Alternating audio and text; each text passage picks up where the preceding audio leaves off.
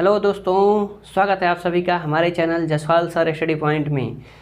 इस वीडियो में हम लेकर आए हैं मुनेरा जगत पार्ट 2। जैसा कि आप लोग व्हाइट बोर्ड पर देख रहे हैं, पिछले वीडियो में हम मुनेरा जगत के कुछ सामान्य लक्षणों पर चर्चा किए थे। इस वीडियो में हम जो मुनेरा जगत है, इस मुनेरा जगत का जो क्लासिफिकेशन ऑफ किंगडम मुनेरा यानी जो मुनेरा जगत है उसका हम वर्गीकरण पढ़ेंगे। सिर्फ इस वीडियो में मुनेरा जगत का वर्गीकरण ही पढ़ेंगे। तो चलिए इस वीडियो को शुरू करते हैं। लेकिन वीडियो को शुरू करने से पहले मैं जो यह सूक्ष्म जीव हैं अर्थात जो बैक्टीरिया हैं, इन बैक्टीरिया पे कुछ फैक्ट्स वगैरह हैं जिनको मैं बता दूं, जो बहुत सारे एग्ज़ाम में पूछे जाते हैं, यूपी बोर्ड में भी, सीबीएसई बोर्ड में भी और कुछ कॉम्पिटिटिव एग्ज़ाम में भी पूछे जाते हैं। तो वीडियो शुरू करने से पहले मैं वो फैक्ट्स बता दूं जिससे कि आपको सुविधा हो सके जानकारी प्राप्त करने में। तो चलिए मैं बता दूं कि सबसे पहले एक वैज्ञानिक थे 1683 ईस्वी में। कब? 1683 ईस्वी में हाईलैंड के वैज्ञानिक थे जिनका नाम था एंटोनी वान ल्यूवेनहॉक। क्या नाम था? ल्यूवेनहॉक। यह हाईलैंड के वैज्ञानिक थे। इन्होंने देखा कि इनके द्वारा एक स्वयं सूक्ष्मदर्शी बनाया गया था।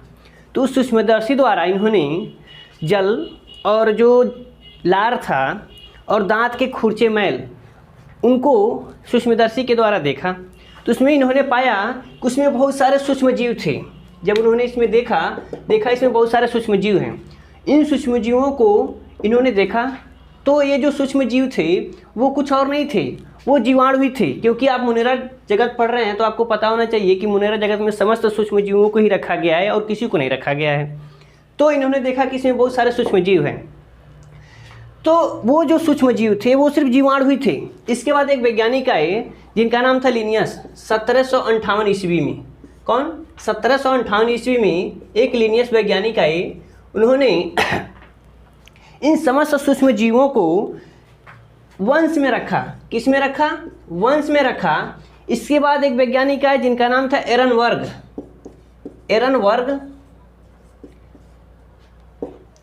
सन 1829 ईस्वी में, सन 1829 ईस्वी में इन्होंने क्या किया कि जितने भी सूक्ष्म जीव थे सभी सूक्ष्म जीवों का नाम जीवाणु रखा है। अर्थात हम कह लें एक शब्दों में कि जीवाणु जो नामकरण है वह एरनबर्ग ने 1829 ईस्वी में किया था।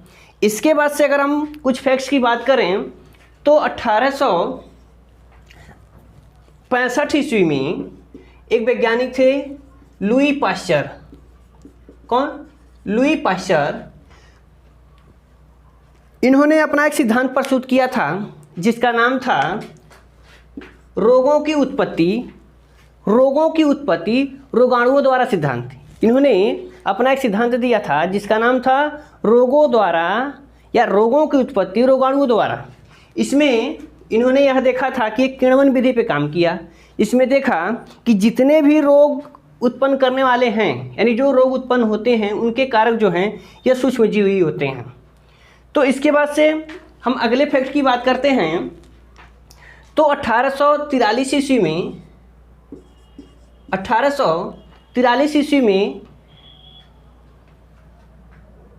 1843 ईस्वी से लेके 1914 ईस्वी तक जो समय है वो रॉबर्ट कोच ने बताया। यानी 1843 ईस्वी से लेके 1914 ईस्वी तक रॉबर्ट कोच ने बताया कि जो मनुष्यों में क्षय रोग होता है, मनुष्यों में क्षय रोग, जिसको हम क्षय रोग और हैजा जो रोग हैं उनको फैलाने वाले जो जीवाणु हैं, जो सूक्ष्म जीव हैं, वो कोई और नहीं बल्कि बैक्टीरिया अथवा जीवाणु ही हैं। तो इसके बाद से अगर इसी क्रम में अगले फैक्ट की बात करें तो जो लुईस पाश्चर थे, लुईस पाश्चर को सूक्ष्म जैविकी का पिता कहा गया। क्या कहा गया? सूक्ष्म जैविकी का पिता कहा गया। इसके बाद से इसी क्रम में आगे बात करें तो जो रॉबर्ट कोच थे उनको आधुनिक जीवाणु विज्ञान का जनक कहा गया। आधुनिक जीवाणु विज्ञान का जनक। तो अब आधुनिक आ गया, तो प्रश्न उठता है कि जीवाणु विज्ञान के जनक कौन थे।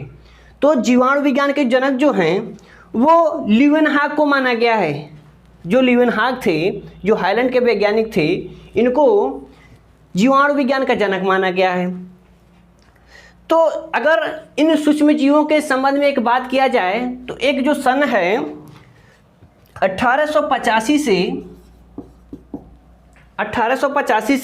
1914 ईस्वी 1914 ईस्वी का जो युग है, इसमें सूक्ष्म जीवों की खोज बहुत ज़्यादा हुई है।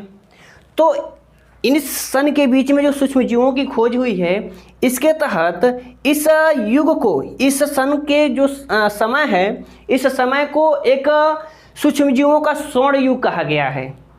क्या कहा गया है? सूक्ष्म जीवों का स्वर्ण युग कहा गया है। तो अब इसी संदर्भ में अब आगे बढ़ते हैं। जो क्लासिफिकेशन है हम उसके विषय में पढ़ेंगे। तो चलिए शुरू करते हैं। क्लासिफिकेशन ऑफ किंगडम मोनेरा, जगत मोनेरा का वर्गीकरण। तो अगर वर्गीकरण की बात करें तो सबसे पहले मोनेरा को 2 प्रभागों में बांटा गया है। प्रभाग 1 यू बैक्टीरिया। अब यू बैक्टीरिया में कौन कौन से आ जाते हैं? जैसे bacteria, cyanobacteria, mycoplasma, you bacteria में इनको रखा गया है। दूसरा प्रभाग है आर्चीबैक्टीरिया अर्थात आद्य बैक्टीरिया। अब इसको हम चार्ट के माध्यम से देख लें। जगत मोनेरा, इनको 2 भागों में, प्रभाग 1, प्रभाग 2, यानी division 1 first, division second. First division में यू बैक्टीरिया है।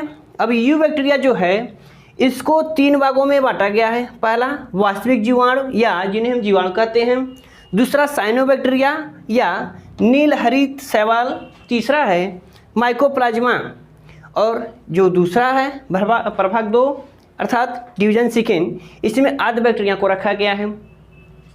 तो इस वीडियो में अभी सिर्फ इतना ही क्लासिफिकेशन है। अब इसके बाद से अगली वीडियो में हम जो जीवाणुओं का आकार है वो आकार को बताएंगे।